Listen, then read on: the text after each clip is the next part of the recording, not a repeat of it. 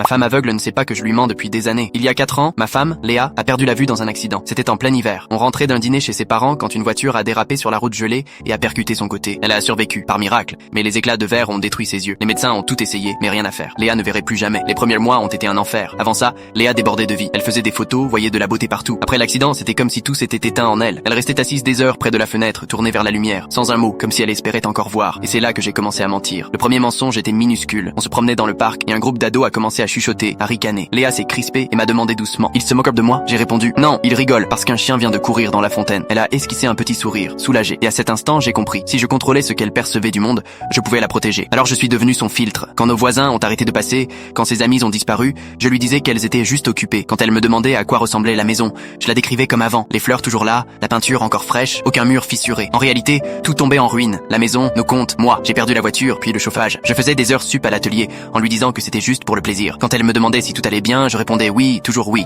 Je ne pouvais pas lui dire qu'on coulait. Ses parents ont arrêté d'appeler aussi. Je lui disais qu'ils prenaient de ses nouvelles, qu'ils envoyaient leur amour. Parfois, j'écrivais de faux messages pour elle, et je les lui lisais. Elle pleurait en entendant sa mère lui dire qu'elle était fière d'elle. Après ça, j'ai continué. C'était devenu une habitude, une routine rassurante, un mensonge doux. Et pendant un temps, ça a marché. Léa riait de nouveau. Elle chantonnait en cuisinant, disait que le quartier paraissait calme, que les voisins avaient l'air sympas. J'avais recréé pour elle un monde imaginaire, beau, paisible. Jusqu'au mois dernier, elle m'a dit qu'elle voulait aller seule au café du coin, pour la première fois depuis l'accident. Elle disait qu'elle connaissait le chemin par cœur, qu'elle devait le faire pour elle. Ce qu'elle ignorait, c'est que le café avait fermé depuis 1 an. Le quartier était devenu dangereux. Vitrines brisées, immeubles vides, graffitis partout. J'ai voulu l'en dissuader, mais elle était décidée. Alors je l'ai suivie, à distance. Arrivée au coin de la rue, elle s'est arrêtée. Elle a tourné la tête vers le bruit du vent dans les panneaux cassés. Puis 3 types sont sortis d'une ruelle, bruyants, titubants, sûrement défoncés. Ils l'ont vu tout de suite, debout avec sa canne, sans repère. Et moi, j'ai figé. Tous ces mensonges, toutes ces années à faire semblant que le monde était doux, que je la protégeais, tout s'est effondré. Parce que la vérité, c'est que je ne l'avais jamais protégée. Je l'avais juste rendue aveugle une seconde fois. La suite, j'aimerais pouvoir dire que ça s'est bien terminé, mais non.